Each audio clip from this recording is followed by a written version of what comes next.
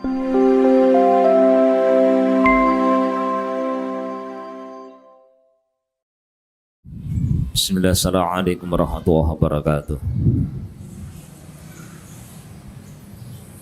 Alhamdulillah wassalatu wassalamu ala rasulillah sayyidina wa maulana Muhammadin ibni Abdillah wa ala alihi wa ashabihi wa man tabi'ahu wa man wala. Asyhadu an la ilaha illallah wahdahu la syarika lah wa asyhadu anna sayyidina Muhammadan abduhu wa rasuluhu la nabiyya ba'dah. Allahumma salli wa sallim wa barik ala Sayyidina Muhammadin Nabiyil Ummi wa ala alihi wa sahbihi wa barik wa sallim. Qala Allah Ta'ala fil Qur'anil Karim, ba'da na'udzu billahi minasy syaithanir rajim. Ya ayyuhalladzina amanu taqullaha haqqa tuqatih wa la tamutunna illa wa antum muslimun. Wa qala Rasulullah sallallahu alaihi wasallam, ittaqillaha haitsuma kunta wa ati sayyatal hasanata tamhuha wa khaliqin nasa bi khuluqin hasanin. Allahumma rahamna bil Qur'an, sadaqallahul azim wa sadaqa rasuluhul karim. Khanudin akhadfillah, ibu-ibu, bapak-bapak dan saudara wali santri apa ini, SDIT ya, wali santri TKIT, SDIT Nurul Iman ya, dirahmati oleh Allah. Segala puji dan syukur hanya untuk Allah Subhanahu wa Ta'ala. Salawat dan salam semoga dilimpahkan kepada junjungan kita Rasulullah Muhammad sallallahu alaihi wasallam. Ibu-ibu sudah kenal saya, Bu? Belum? Kenal Ustadz Abdul Somad? Nah, itu beliau saudara saya, ya. Ustadz Adi Hidayat itu juga saudara saya, ya. Cuman saya hafal betul dengan beliau berdua ini, tapi beliau sama sekali tidak tahu saya, ya. Nah, itu masalahnya. Jadi wali santri yang pagi ini tidak hadir, rugi sekali mereka ini. Tidak ketemu dengan saudaranya Uwas dan Uwah, ya. Ya, Uwas sekarang kan lagi musim nih, Ustadz namanya disingkat itu dulu yang mulai Pak AR, ada AR Amin Rais, ada SBY ya, Susilo Bambang Yudhoyono, ya. Kemudian JK, ya. Nah, terus Ustadz juga tiru, ya. Uwas Ustadz Abdul Somad, Uwah Ustadz Adi Hidayat, UKB Ustadz Khalid Basalamah. Nah, saya itu mau nyingkat nama saya kan enggak bagus jadinya. Karena Khalid Winandar kalau disingkat jadinya UKW. Nah, ada yang panggil KW kan enggak enak, ya. Tapi mungkin ada yang lebih lucu lagi kalau ini Ustadz Ahmad Taufik Mahfazah itu kalau disingkat jadinya apa, Bu? Ya. ATM, ya. Ya. Nah, kalau saya tidak ikut nyingkat nama saya, jadi enggak, karena enggak bagus jadinya KW soalnya. Ya sudah, biar Khalid saja gitu. Bapak, Ibu dan saudara yang dirahmati oleh Allah. Setiap kita itu pasti punya kesibukan, kita pasti punya acara. Dan hari ini kita barusan memperingati 17 Agustus, Hari Kemerdekaan Republik Indonesia sejak 77 tahun yang lalu. Kita bersyukur kepada Allah bahwa kita lahir dalam kondisi negeri kita sudah merdeka.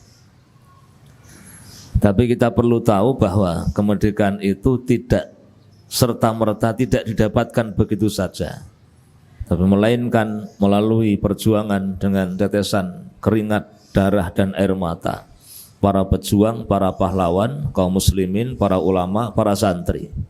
Dan mereka adalah orang-orang yang sudah merdeka secara individual sebelum meraih kemerdekaan secara komunal. Sejak zaman Pangeran Diponegoro sampai Insinyur Soekarno, atau sebelum itu atau setelah itu, para pejuang itu orang-orang yang secara individual mereka sudah merdeka, meski negerinya masih dalam kondisi terjajah. Nah, dari individu-individu atau personal-personal yang sudah memiliki kemerdekaan pada jiwanya, pada rohnya, pada hatinya, maka kemudian menggerakkan rakyat, kaum muslimin, para pengikutnya untuk meraih kemerdekaan secara komunal, sehingga pada hari Jumat 17 Agustus 1945 diproklamirkanlah, diumumkanlah proklamasi kemerdekaan Republik Indonesia. Namun baru beberapa bulan saja, karena di bulan November tahun yang sama kemudian terjadi apa itu? 10 November hari apa itu? Hari apa, Bu? Halo? Hari Sabtu atau hari Jumat itu tadi ya? Nah, ya, pertempuran di Surabaya yang digerakkan salah satunya oleh Bung Tomo. Jadi sekutu balik lagi ke Indonesia, sekutu balik ke Indonesia untuk melucuti senjata Jepang, karena Jepang dipaksa menyerah setelah Hiroshima dan Nagasaki dibom atom. Maka mereka datang ke Indonesia, tapi di antara pasukan sekutu itu dompleng Nika, pasukan Inggris. Dan kemudian yang paling populer ketika mereka ditugaskan ke Surabaya untuk melucuti senjata tentara Jepang, namun mereka melebarkan targetnya, bukan hanya Jepang yang dipaksa menyerahkan senjata, tapi juga rakyat Indonesia, tentara Indonesia dipaksa pula untuk menyerahkan senjata sambil membawa bendera putih tanda menyerah. Maka Bung Tomo kemudian berpidato. Salah satu kutipan pidatonya yang saya ingat tadi ya.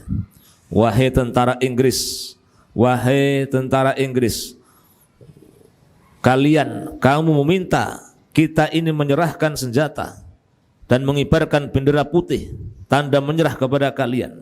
Maka inilah jawaban kami.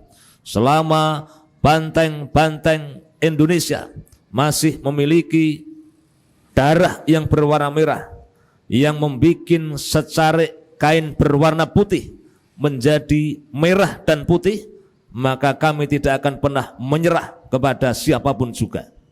Ini tidak ada hubungannya dengan partai ya, enggak ada hubungannya dengan partai. Jadi banteng itu bukan simbol partai ketika itu, ya. Jadi ya banteng itu ya simbol laki-laki yang jantan, yang pemberani, ya. Yang tidak takut dan tidak ngeri untuk menumpahkan darahnya demi meraih kemerdekaan. Kemudian semboyan kita, semangat kita masih tetap merdeka atau mati. Lebih baik badan tubuh ini hancur lebur daripada hidup tidak merdeka. Kemudian ditutup dengan Allahu Akbar, Allahu Akbar, Allahu Akbar, merdeka. Saya tidak akan membahas tentang kemerdekaan, ya. Iki jari ini keluarga masuk surga kok balah pidato perang, ya. Tidak, ya. Nah, bagaimana kita sekarang yang sudah merdeka itu, ya, secara komunal negeri kita ini sudah merdeka, tetapi secara individual saya justru melihat masih banyak orang-orang yang hidupnya itu belum merdeka. Siapa orang yang merdeka? Orang yang merdeka adalah seorang hamba, seorang manusia yang menghambakan dirinya kepada Allah Subhanahu wa Ta'ala sepenuh hati dan sepenuh jiwa. Kemana Allah perintahkan, ke situ dia berjalan. Apa yang Allah perintahkan, itu yang dia kerjakan. Kalau Allah katakan berjalan, dia berjalan. Kalau Allah bilang berhenti, berhenti. Kalau Allah katakan belok kanan, dia belok kanan. Kalau Rasulnya mengatakan ambillah, maka kita ambil. Kalau Rasul mengatakan tinggalkan, maka kita tinggalkan. Satu-satunya zat yang berhak memperbudak kita, yang berhak menjajah kita adalah Allah Subhanahu wa Ta'ala. Maka kita disebut Abdullah, hamba Allah. Hamba itu budak. Jadi satu-satunya zat yang perintahnya harus kita turuti, larangannya harus kita tinggalkan, hanya Allah, yang dijelaskan oleh Rasulnya Shallallahu Alaihi Wasallam. Nah, kalau itu kita lakukan, maka kita akan menjadi manusia paling merdeka di hadapan seluruh manusia yang lainnya. Tapi kalau sebaliknya, kita hidup memperturutkan, mengikuti keinginan atasan yang menyelisih perintah Allah Subhanahu wa Ta'ala dan Rasulnya Shallallahu Alaihi Wasallam. Kita tunduk pada keinginan manusia karena hanya berharap diikuti dan dipuja, kemudian kita melakukan sesuatu sesuai selera mereka, artinya kita terjajah ketika itu. Kalau ada orang berkomentar sesuatu tentang kita, kemudian dengan itu kita menjadi marah, dan karena marah kita lepas kendali dan melakukan tindakan yang merugikan diri kita sendiri, pada saat itu sesungguhnya kita sedang dijajah. Dijajah oleh apa? Dijajah oleh hawa nafsu, termasuk nafsu amarah. Orang yang belum bisa lepas dari rokok itu terjajah hidupnya. Siapa tuannya? Rokok. Apalagi yang lebih dasar dari itu, yang hidupnya masih belum bisa lepas dari narkoba, dia hidupnya tidak merdeka. Karena begitu sakau, narkobanya nuntut untuk dikonsumsi, dia tidak bisa nolak. Artinya pada saat itu kita sedang terjajah. Nah, Bapak, Ibu, dan Saudara yang dirahmati oleh Allah, maka saya mengajak panjenengan semua untuk menjadi orang-orang yang merdeka. Merdeka pada dirinya, merdeka di rumah tangganya. Merdeka itu bukan hidup semaunya. Merdeka itu hidup mengikuti petunjuk Allah dan Rasulnya. Nah,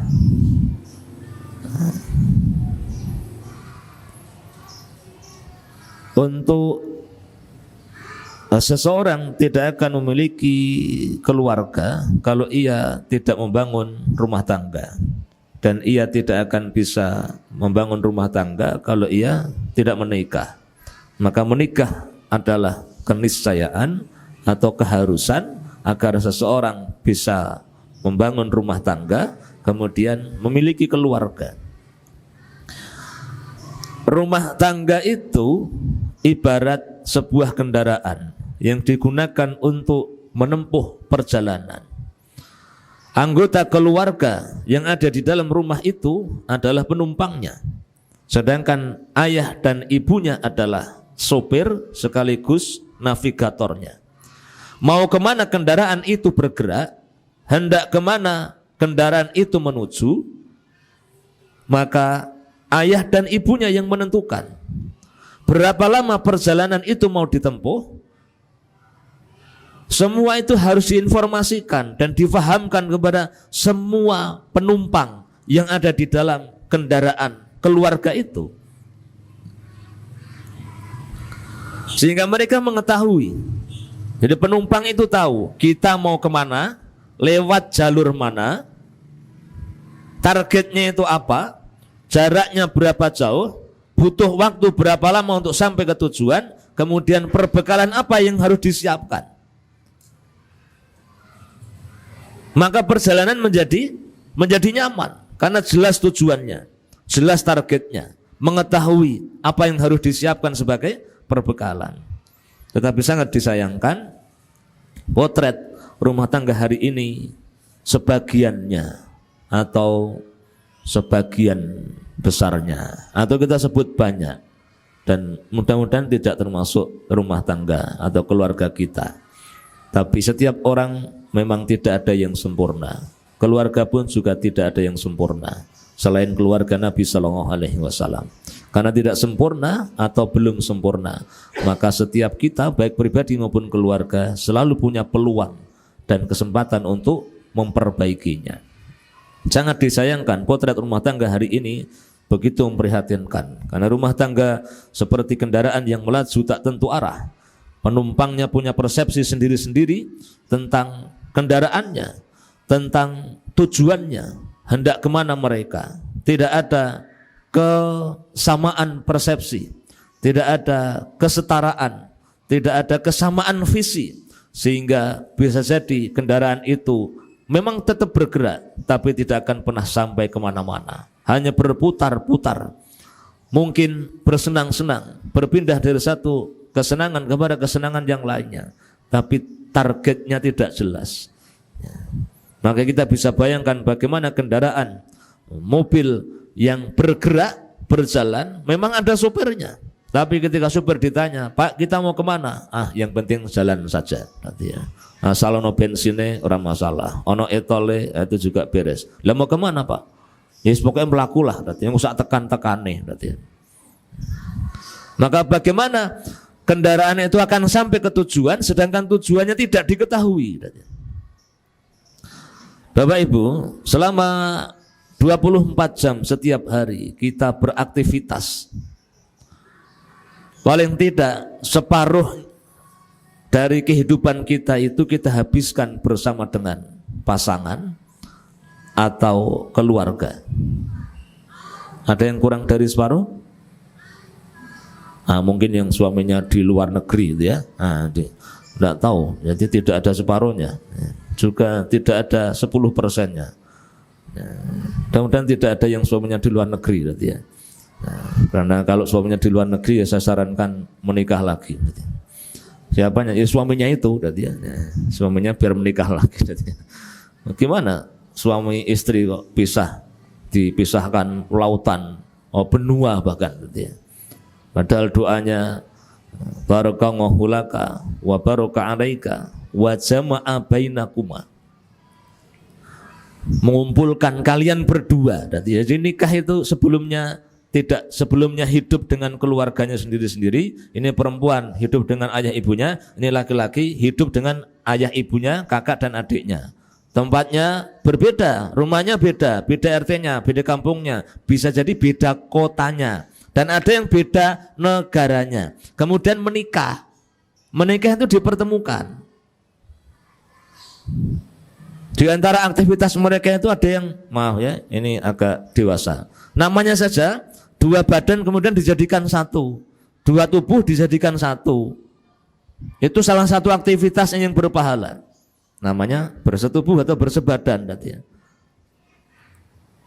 Itu kegiatan, aktivitas dalam rumah tangga. Nah kalau ada orang sebelumnya terpisah, kemudian menikah. Setelah menikah, kok pisah meneh? Lah kenapa menikah?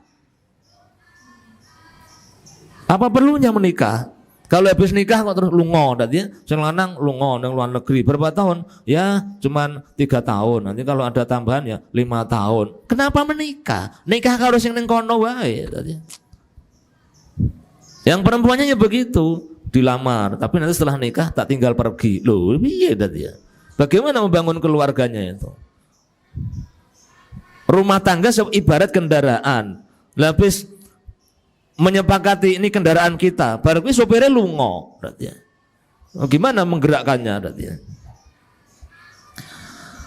Jadi selama 24 jam sehari itu hampir separuh dari aktivitas kita itu kita habiskan bersama dengan keluarga. Berarti ini kita ambil yang normal dan wajar. Bukan berarti kerja di luar kota haram loh ya, tidak. Ya, asal bisa menjaga batasan-batasannya, tidak ada yang terdolimi salah satunya, maka ya silakan saja. Tapi tidak ada yang lebih baik daripada suami istri yang bisa berkumpul di dalam rumah tangganya, di dalam keluarganya. Jadi kalau saya ngukur ya seminggu sekali itu harus ketemu. Seminggu sekali harus ketemu.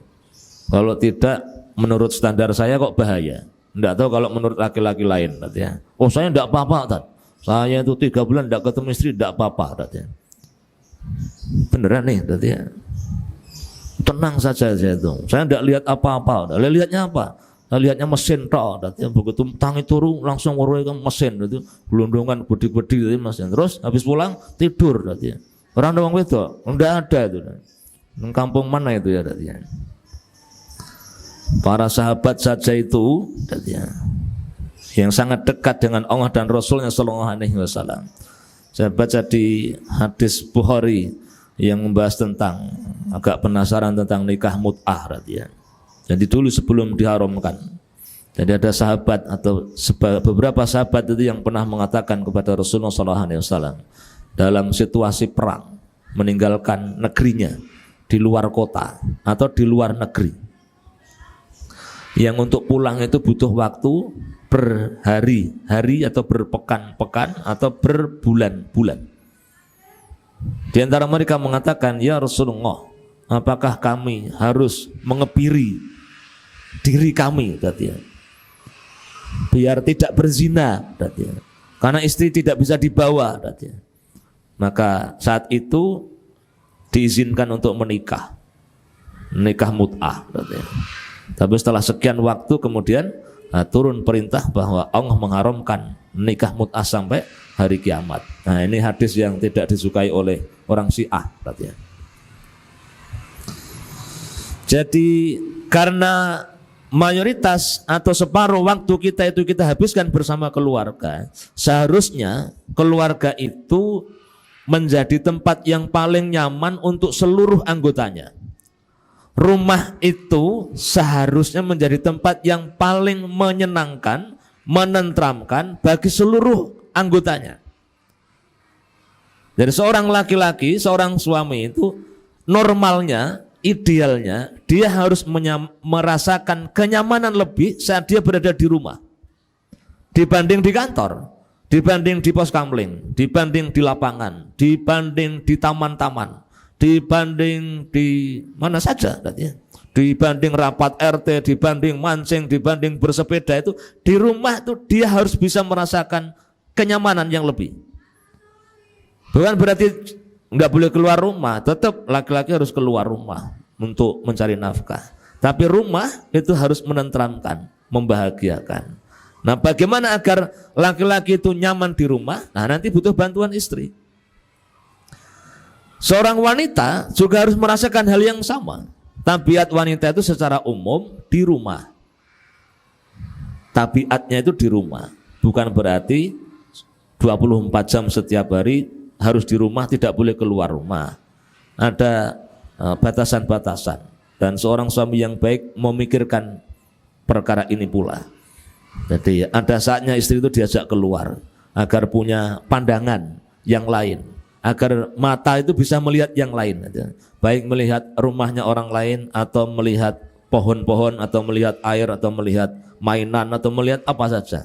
Jadi sesekali, saya sebulan sekali atau 2 bulan 2 kali, ya tidak apa-apa. Tapi seorang istri juga harus menyamakan, merasakan kenyamanan ketika berada di rumah. Nah, di rumah itu ada suaminya. Nah, kalau istri ketemu suami di rumah, dua-duanya bisa merasakan nyaman, nah berarti sudah ada potensi kebaikan di situ. Anak-anak harus begitu pula. Jadi kalau Bapak Ibu mendapati anak yang mau dipondok kayak kok angel, di sisi ini kita syukuri. Alhamdulillah, berarti bocah iki seneng ning omah berarti ya. Nah, tandanya seneng ning omah. Karena ada anak sing ora seneng ning omah, ora kon mondok keluyuran berarti. Keluyuran itu nganggo sing rambutnya kuning-kuning berarti ya, pakai sepatu boot, katokan cekak berarti ya. Ketoke rong sasi urung adus ya berarti ya. Terus nanti duduk tidur di depan itu Indomaret tadi ya, laki perempuan tadi ya. Saya hanya mikir iki wong tuane ning ndi tadi ya, ono men tadi ya. Ketoke iki nek umpama diopeni ngono rupane ya ora pati elek lah begitu tadi ya. Umpama diopeni ya adus bareng tadi ya. Perempuannya 1, laki-lakinya 3. Keluyuran siang malam kayak begini itu. Apa kira-kira ya masih gadis gitu ya? Yang mau mikir begitu jadi ya. Itu tidak betah di rumah mereka. Tapi nek dipondok ya dijamin ora gelem ya. Jadi di satu sisi saat kita mengarahkan anak kon mondok kok pengennya mulai itu, berarti neng di rumah itu lebih nyaman daripada di pondoknya berarti ya. Nah, terutama mungkin nomor 1 soal makanan berarti ya. Nomor 2 sikap berarti ya. Di rumah ki ora tau diunek-unek, tidak pernah dimarahi, nang pondok kok wedi karo seniore kemudian tidak nyaman begitu. Nah, tapi bukan berarti terus karena kita seneng terus oh ya wis nang surasa ning pondok ngomah wae dadi pokoke sore-sore pokoke nang ngomah tak ajari ibu dadi. Lah ibu iso ngajari apa? Ya pokoke Al-Qur'an juz 30 ki saka Wadduha nganti tekan kene kecuali Al-Bayyinah karo Al-Alaq, nah itu ibu iso dadi ya. Dadi Wadduha tekan An-Nas ki minus Al-Bayyinah karo Al-Alaq karena ini surat yang tidak banyak diminati oleh imam juga dadi ya. Soalnya apa lali berarti ya. Nah, ala-ala potensi lupa berarti ya. Bapak Ibu, hidup kita itu semua sudah ngerti ya. Hanya sementara dan sebentar saja. Hanya sebentar. Dan rasa sebentar itu akan kita rasakan sebagaimana kalau kita mau tidur itu kok dari pagi itu tahu-tahu sudah malam. Nanti baru tidur itu ngerti sudah harus bangun tadi.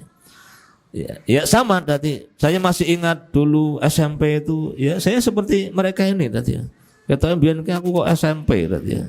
Tahu-tahu sekarang dua anak sing SMP juga tadi. Saya malah agak heran. Ternyata usia saya itu sekarang kok mendekat ke 50 tadi.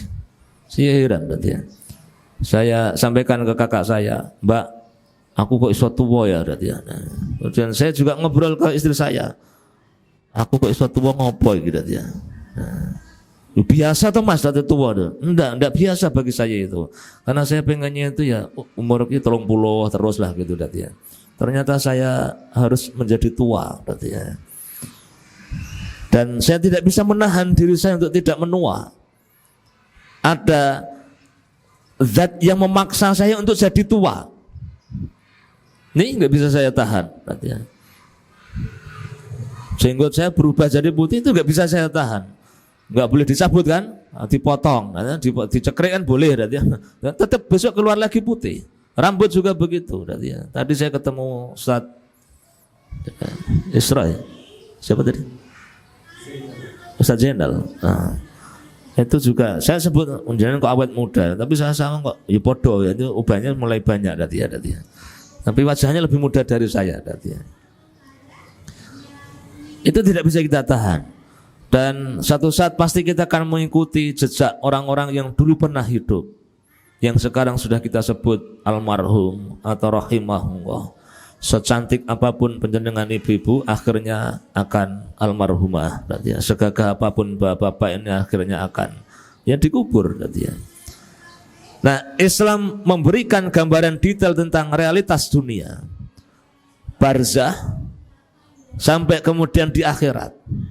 Kalau sebagian orang-orang pintar itu mengajak untuk berpikir dan merencanakan masa depan 10 tahun, 50 tahun, 100 tahun yang akan datang, Indonesia ini akan menjadi seperti apa? Kita harus menyiapkan diri agar kita tetap bisa hidup bersaing dengan komunitas, dengan negara-negara yang lain. Dan Islam mengajarkan bahwa kita ini harus kita dididik untuk menyiapkan urusan kita, bukan hanya 100-200 tahun yang akan datang, tapi kehidupan setelah kematian yang hitungannya bisa jadi ribuan tahun. Maka Islam mengajarkan untuk membangun visi keluarga muslim yang berorientasi akhirat. Nah, ini baru masuk materi ya. Tapi sudah 7:30. Ada 3 ayat yang menjadi landasan visi besar keluarga muslim.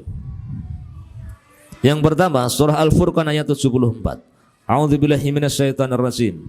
Walladzina yaquluna rabbana hab lana min azwajina wa dzurriyyatina qurrata a'yun waj'alna lil muttaqina imama.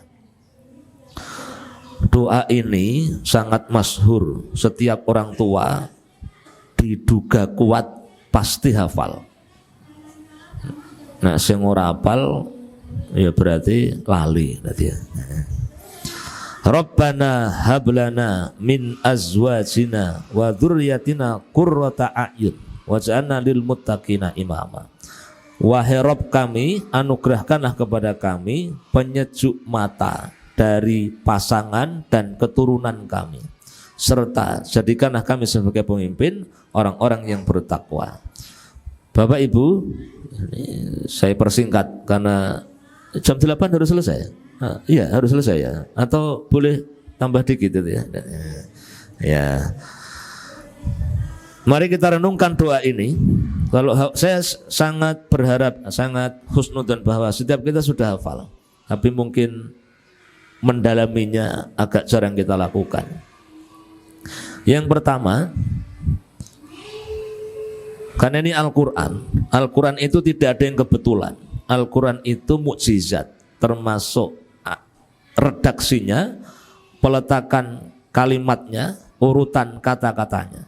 Maka tidak ada yang kebetulan bahwa untuk bisa punya keturunan kita harus punya pasangan. Maka yang diminta Rabbana hablana min azwajina. Ya. Jadi baru wa dzurriyyatina. Jadi ya Allah kami mohon kepadamu pasangan berarti. Baru kemudian keturunan. Karena secara normal seseorang belum mendapatkan keturunan sebelum memiliki pasangan yang sah secara syariat. Kecuali yang tidak normal ya. Jadi yang normal itu harus punya pasangan dulu baru punya keturunan. Nah, kalau ada yang punya anak tanpa pasangan, nah ini tidak normal. Dan tidak boleh menggunakan argumen saya mengikuti jejak Bunda Maryam. Ya, tidak boleh ya. Kan itu kekhususan. Hanya Maryam yang punya anak tanpa punya bapak. Dan tidak boleh ditiru oleh siapapun. Apalagi wong genuk ya. Wong miskin juga tidak boleh ya. Jadi jangan, tidak boleh bangga ya. Wah anakku ke pinter. Lalu apa bu? Orang di bojo kok iso di anak ya. Nah ini tidak boleh begitu ya. Nah, justru itu sesuatu yang mestinya harus dihindari. Kecuali kalau anak yatim ya, kita sudah punya penghasilan banyak, tadi ini seorang gadis muda atau sudah ya usia 25 sudah punya pekerjaan, bisnis, duitnya oke, terus ngopain ini anak yatim, ya. Aku dua anak yatim, nah, ini bagus. Tadi. Nah kemudian anak dan cucu, ini keturunan akan menjadi qurrata a'yun jika kita memiliki pasangan yang juga qurrata a'yun. Apa itu qurrata a'yun? Ya, secara bahasa yang menyejukkan pandangan mata, yang menyenangkan hati. Jadi kalau dilihat itu bikin kita senang, bikin kita bangga, bikin kita bahagia, bikin kita terharu. Kadang bisa bikin kita meneteskan air mata, tapi air mata rasa syukur kepada Allah Subhanahu wa taala, air mata yang membuat hati kita itu tentram, bahagia, nyaman, tenang. Bukan anak-anak yang bawa motor. Motor apa nang berarti ya? Ninja berarti ya. Hargane piro kuwi? Ya murah berarti. Paling 40. 40 apa berarti? 40 juta lho dadi. Saiki anane nggih 2 juta ki nang dadi. Kudu minggu ngarep kudu tukokke dadi. Ora tukokke awas lho ya dadi. Mau ngerti-ngerti ana pengumuman innalillahi wa inna ilaihi raji'un. Anakmu ngerti-ngerti gantung awas lho ya dadi. Nangis kan ibunya. Nah, bukan yang itu yang qurrata a'yun dadi. Yang qurrata a'yun itu saat seorang suami melihat istrinya di waktu malam. Ternyata istrinya, si suami ini membuka mata kira-kira jam 3 itu. Ternyata di sebelahnya istrinya itu sudah dalam kondisi bermunajat kepada Allah. Padahal dia tahu persis istrinya itu kerja seharian, capek, ngurusi anak 3, masih harus bantu jualan. Kemudian istrinya berdoa dan suaminya itu ngintip dia. Dia pura-pura masih bergaya tidur, tapi sesungguhnya matanya melihat. Walaupun tidak jelas apa yang diucapkan oleh istrinya itu, tapi suaminya memahami, suaminya mengerti. Ya Allah, istriku sangat baik, istriku sangat solihah. Kemudian tanpa terasa suaminya meneteskan air mata melihat istrinya itu. Dia merasa, ya Allah ampuni saya belum bisa membahagiakan istri saya. Dia masih terlalu banyak pekerjaan, dia sangat capek. Tapi di tengah-tengah kecapeannya, rasa capeknya, fisiknya itu, dia masih bangun malam untuk bermunajat kepadamu. Ya Allah, saya ridho kepada istri saya. Saya maafkan jika ada kesalahannya. Begitu pula sebaliknya, saat istri melihat suaminya itu pergi keluar rumah untuk mencari nafkah, dan suaminya termasuk pejabat tinggi, maksudnya kerjanya itu di PLN bagian manek tower yang dhuwur ya.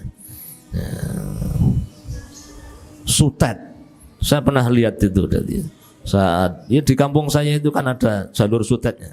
Saat saya takziah itu ada orang kok lontang di atas itu. Astagfirullahaladzim. Ada orang manjat, tidak tahu apa yang dibetulkan. Ya pasti urusannya kabel. Ada yang naik ke ketinggian itu. Kemudian saya hanya membayangkan, mudah-mudahan istrinya tidak lihat. Kalau istrinya lihat, orang tega mangan. Kenapa? Untuk mencari nafkah menghidupi dirinya dan anaknya itu direwangi panekan dengan ketinggian sampai 30 meter, sampai 50 meter itu untuk cilik tadi ya. Kemudian kelihatan turun. Kalau sampai ada istri yang melihat suaminya turun, kemudian karena menjelang zuhur, kemudian pergi ke musola, wudhu. Seorang istri melihat pemandangan suaminya kayak begitu, kerja kerasnya luar biasa, dan solehnya ketaatannya kepada Allah istimewa, tanpa terasa juga meneteskan air mata. Ya Allah, terima kasih Engkau karuniakan kepadaku, anugerahkan kepadaku seorang laki-laki yang bisa menjadi imam, menjadi pemimpin bagi aku dan anak-anakku. Begitu pula saat kedua orang tua ibadah asar itu dipamiti oleh anak-anaknya untuk belajar membaca Al-Quran ke seorang guru. Anaknya dua pamitan jabat tangan, kemudian bergandengan tangan ini membawa Quran. Bapak ibunya menyaksikannya dengan penuh rasa syukur. Apalagi saat besok ada acara, anaknya dipanggil, orang tuanya mendapatkan panggilan dari pihak sekolah karena ini anak sudah berhasil ini kelas 4 SD menyelesaikan hafalan juz 30, kemudian diujikan di depan orang tua yang lainnya. Tanpa terasa bapak dan ibunya itu juga meneteskan air mata. Rasa syukurnya kepada Allah. Di usia sebelia itu sudah hafaz juz 30. Pada orang tuanya sampai saat itu masih tetap wadduha. Itu pun melewati Al-Bayyinah dan Al-Alaq. Dan itu yang semakin menjadikan mereka menangis. Itu tangisan penanda bahwa ini anak yang qurrata a'yun. Nah, kemudian dari penyenang hati, wajana lil muttaqina imama, dan jadikanlah kami imam bagi orang-orang yang bertakwa. Inilah proses yang hari ini hilang, yakni lahirnya para pemimpin adalah merupakan proses panjang yang dilahirkan dari rahim keluarga muslim. Pemimpin yang istimewa itu berawal dari keluarga yang istimewa. Pemimpin yang membahagiakan rakyatnya adalah mereka yang qurrata a'yun bagi keluarganya. Maka kalau hari ini kita puas kita puas dengan pemimpin kita dari sejak lurah, ketua RT, ketua RW jangan dihitung ya, karena orang bayaran jangan dihitung.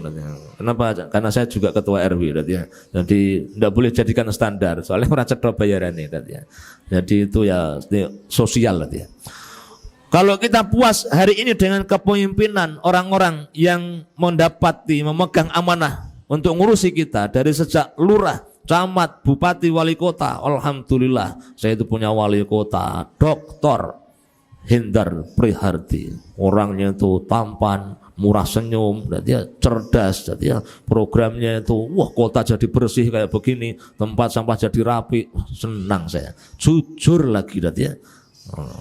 Alhamdulillah saya punya gubernur itu, walaupun saya tidak suka dengan partainya, tapi orangnya itu masya Allah lemah lembut, kulitnya putih, wongnya ganteng, ngomong ramah, pinter bosok, itu menyenangkan. Plus jujur, tidak korupsi, adil, tidak ada yang didolimi. Alhamdulillah saya punya menteri-menteri itu istimewa. Ada Pak Luhut bin Sarpanjaitan, itu ramahnya bukan main, wajahnya menyenangkan, orangnya juga jujur, tidak pernah berlaku zalim kepada siapapun. Umpamanya, alhamdulillah saya punya presiden itu cerdas, pinter berbahasa asing. Kemudian orangnya tuh apa yang diomongkan sesuai dengan apa yang beliau lakukan. Apa yang dia janjikan selalu diwujudkan menjadi kenyataan. Nah, kalau itu yang kita rasakan, maka alhamdulillah. Berarti mereka ini, para pemimpin ini adalah potret dari keluarga muslim, muslimah yang dididik dengan didikan dengan tarbiyah Islam, kemudian menjadi qurrata a'yun di keluarganya. Maka mereka saat mendapatkan amanah yang jauh lebih besar, menjadi pemimpin di semua level, itu akan menentramkan, dan membahagiakan rakyat yang dipimpinnya. Tapi kalau sebaliknya, pemimpin gitu pinter apa? Pinter ngapusi. Nah, umpamanya lihat ya. Di mana saja, baik dari lurah sampai presiden, wong ada pinter ngapusi. Bahkan ono yang memberikan gelar the man apa itu berarti ya, dari kampus mana itu mahasiswa itu contradiction berarti ya. Orang yang omongannya itu selalu kontradiksi berarti ya. Yang bahkan kalau Rocky Gerung itu menyebut apa yang beliau katakan, kalau ngomong A itu maka kita harus siap-siap B berarti ya. Ayo pakai masker. Nah, ternyata yang baru ngomong lali berarti ya. Kemudian ada seorang Habib yang karena dianggap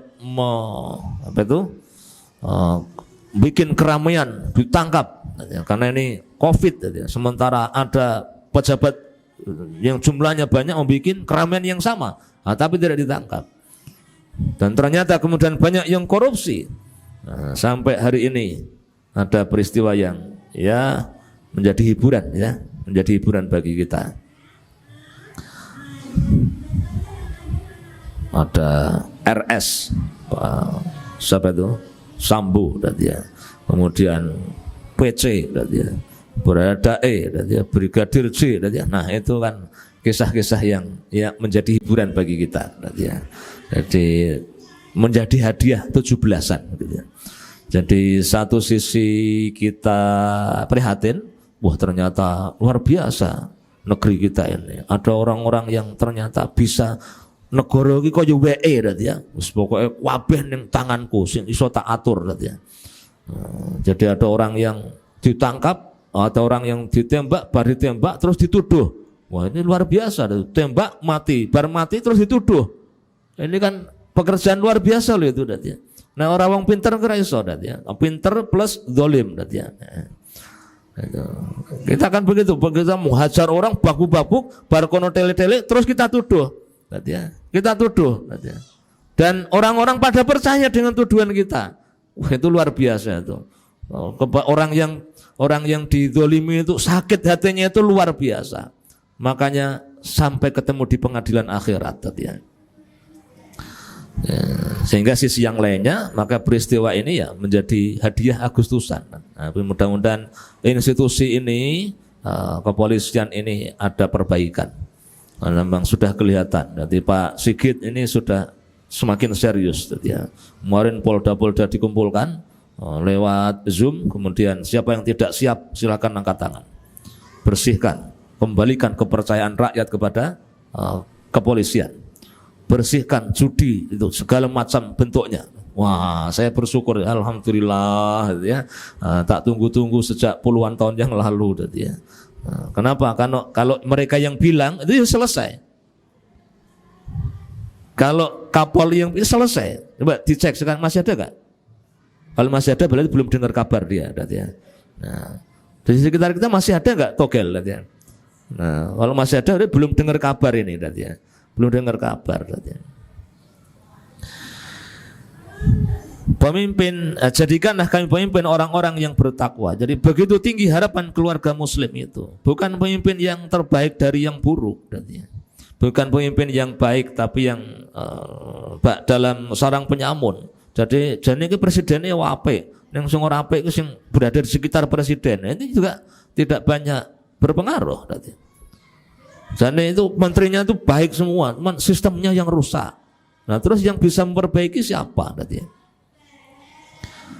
Maka Bapak Ibu jangan batasi cita-cita. Sangat mungkin Bapak Ibunya Pak Jokowi itu tidak merencanakan. Moga-moga wis dadi presiden ya nang ya. Sangat mungkin mereka tidak pernah ngomong begitu. Bisa jadi Bapak Ibunya Pak Ganjar itu juga tidak pernah bermimpi bahwa anaknya akan jadi gubernur. Tapi ternyata mereka bisa jadi presiden dan bisa jadi gubernur. Maka jangan batasi anak-anak kita itu.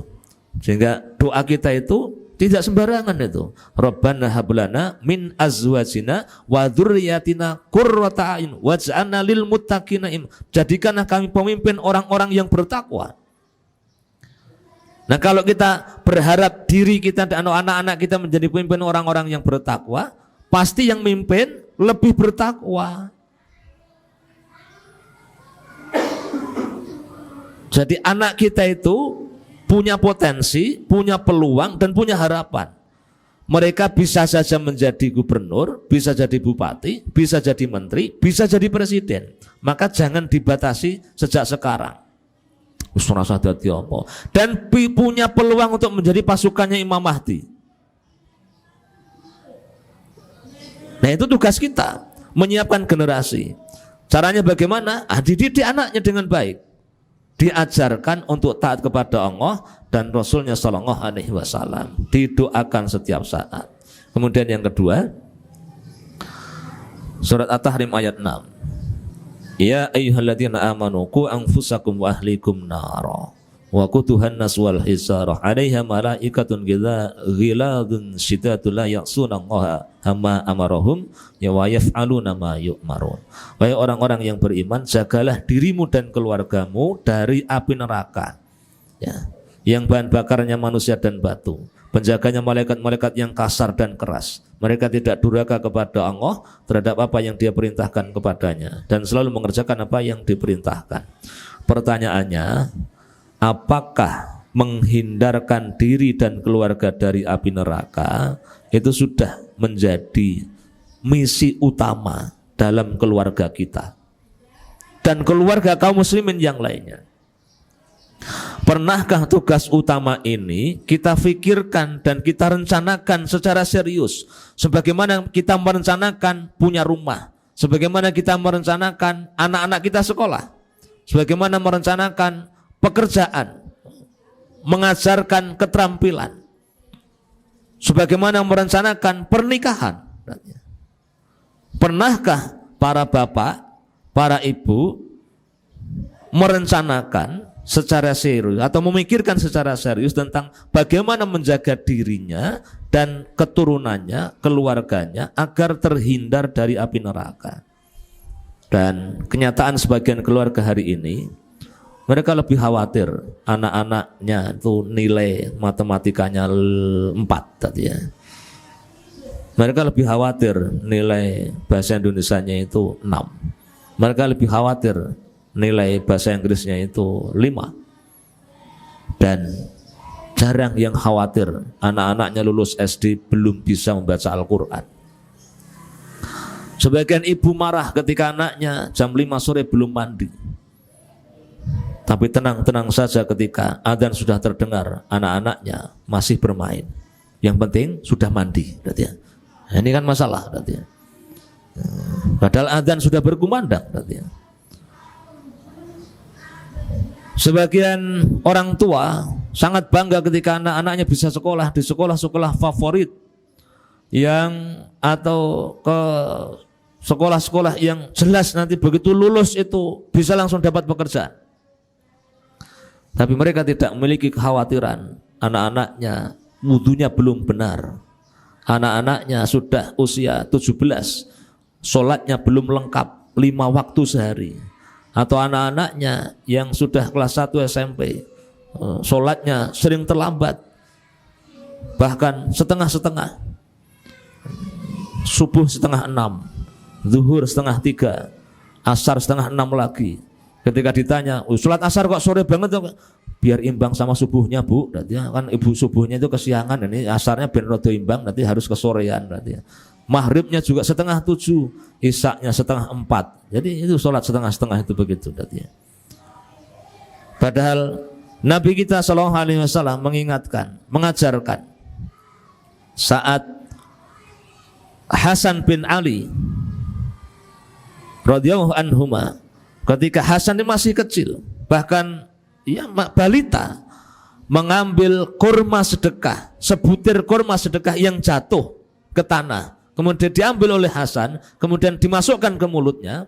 Oleh Rasulullah segera diingatkan, hai, tidakkah kamu mengetahui bahwa keluarga kita dilarang makan harta sedekah? Anak kecil itu. Bahkan kemudian di riwayat yang disebutkan beliau melakukan tindakan, diambil sebutir kurma yang sudah di mulut cucunya itu benar-benar diambil. Dan beliau tidak mengajarkan untuk memberikan alasan. Alah, wong ijik bocah berarti ya. Jenenge wae yo bocah yo. Mosok bocah kon kaya wong tuwa berarti ya. Nah, ternyata tidak begitu berarti ya. Langsung diajarkan berarti ya. Jadi anak itu langsung paham atau tidak harus diajarkan berarti ya. Kemudian di saat yang lain, saat beliau melihat perubahan penampilan dari salah satu sahabatnya yang sebelumnya tidak pakai gelang, kemudian kok pakai gelang, itu beliau langsung bereaksi. Apa ini? Wah, ini untuk keamanan, untuk jaga-jaga, ya. Maksudnya untuk ben selamat, ya. Gelang itu tidak akan menambah apapun. Keselamatan atau tidak selamat, manfaat atau madarat itu hanya datang dari Allah Subhanahu wa taala. Putuskan. Langsung diambil tindakan, makanya diputuskan gelangnya. Buang berarti. Sudahkah itu kita lakukan kepada keluarga kita? Seberapa besar kekhawatiran kita kepada anak-anak kita, kalau suami kepada istrinya, kalau mereka melakukan tindakan yang secara teori, ilmu kita memahami bahwa ini arahnya ke neraka. Nah, orang yang tidak memiliki kekhawatiran terhadap dirinya, tidak mungkin dia akan memiliki kekhawatiran terhadap istri dan anggota keluarganya.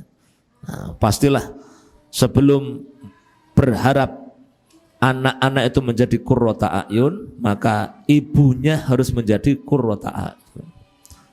Dan sebelum kita berharap ibu itu, istri kita itu menjadi qurrata a'yun, maka gimana Bu? Siapa dulu yang harus qurrata a'yun? Nah itu ya, jangan malu-malu ya, jangan suaminya ya. Suaminya dulu yang harus menjadi qurrata a'yun. Kenapa? Karena suami adalah pemimpin ya. Jadi sebelum berharap anak-anak itu menyenangkan dipandang mata, ibunya harus menyenangkan. Dan sebelum berharap ibunya itu menyenangkan, bapaknya dulu yang harus menyenangkan. Yang terakhir, surat At-Tur ayat 21. Walladzina amanu wattaba'athum dzurriyyatahum biimanin alhaqna bihim dzurriyyatahum wama alatnahum min amalihim min syai' kullu mri'in bima kasaba rahin. Orang-orang yang beriman dan anak cucunya mengikuti mereka dalam keimanan, kami akan mengumpulkan anak cucunya itu dengan mereka di surga. Kami tidak mengurangi sedikit pun pahala amal kebaikan mereka. Setiap orang terikat dengan apa yang dikerjakan. Bapak Ibu, ayah bunda, walaupun misalnya anak-anak kita itu masih kecil, masih SD, kelas 2 atau bahkan TK itu, sesekali ajaklah ngobrol, kenalkan bahwa ada kehidupan setelah kematian, ada surga, ada neraka. Saat mereka melakukan kebaikan-kebaikan, maka berikanlah harapan tentang surga. Kenalkan mereka dengan bahasa ini, dengan kalimat ini. Saat mereka melakukan tindakan yang keliru, yang memang arahnya ke neraka, maka kenalkan, tanamkan rasa takut kepada siksa neraka.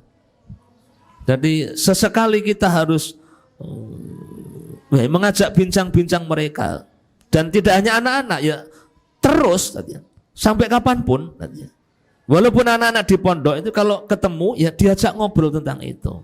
Kalau mereka sedang merasakan, kita lihat mereka sedang bahagia, senang bersama dengan kita itu, maka sampaikan, nah kesenangan ini insya Allah akan kita lanjutkan di surganya Allah Subhanahu wa ta'ala.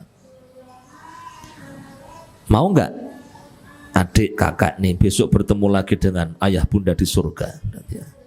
Kemudian nanti mereka akan tanya, surga itu kayak apa toh Bi? Di surga itu ada es krim dah? Dijawab ya, dijawab ya. Nyari buku jawabannya apa itu yang benar tadi ya. Nanti dia akan tanya tentang ada mainan enggak? Itu kalau yang masih ya TK, SD 1, kelas 1, kelas 2 gitu ya. Kemudian kalau mereka melakukan tindakan yang memang secara ilmu, secara syar'i itu berdosa, kalau itu dilakukan oleh orang dewasa, maka kita harus kenalkan kepada neraka. Ada seorang ibu yang hidup di rumah tangga yang cukup berada. berusaha untuk taat kepada Allah dan mengajarkan anak-anaknya untuk taat kepada Allah.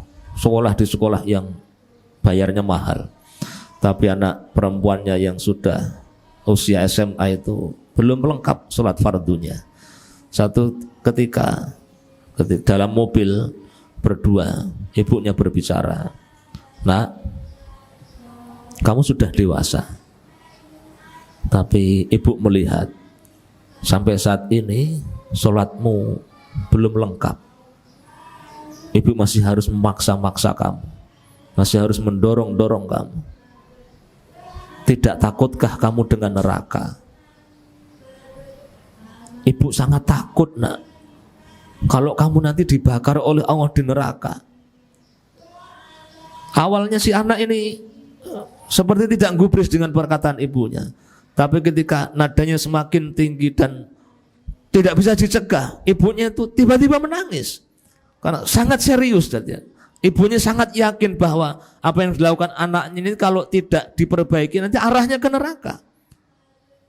Maka si anak itu kemudian terhenyak dan tidak menyangka bahwa untuk sebuah nazar seperti itu ibunya bisa nangis kayak begitu.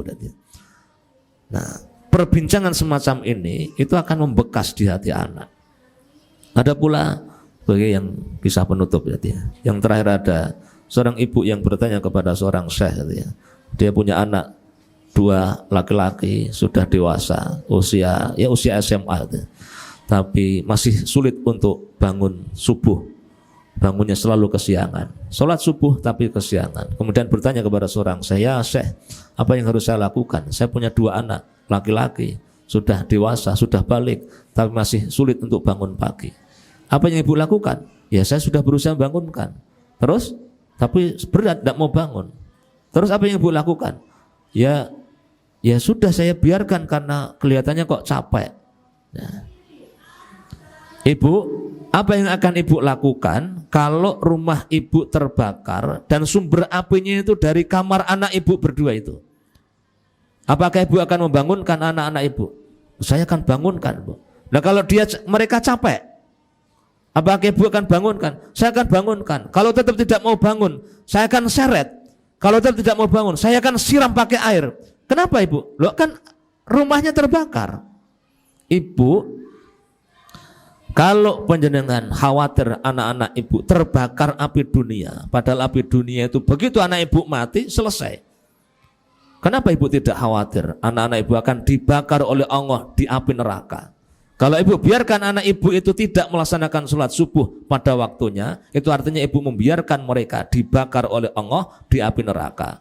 Maka bangunkan, meskipun mereka kemudian akan marah. Nah, Bapak Ibu dan Saudara yang dirahmati oleh Allah, keluarga kita itu tujuannya bukan sekedar harmonis. Karena kalau sekedar harmonis, Abu Lahab dan Ummu Jamil itu juga harmonis. Pasangan yang gagah, ganteng dan cantik, tapi dua-duanya sepakat untuk menjadi musuh Nabi Shallallahu Alaihi Wasallam. Maka mereka memang harmonis di dunia dan juga harmonis di akhirat, sama-sama masuk neraka.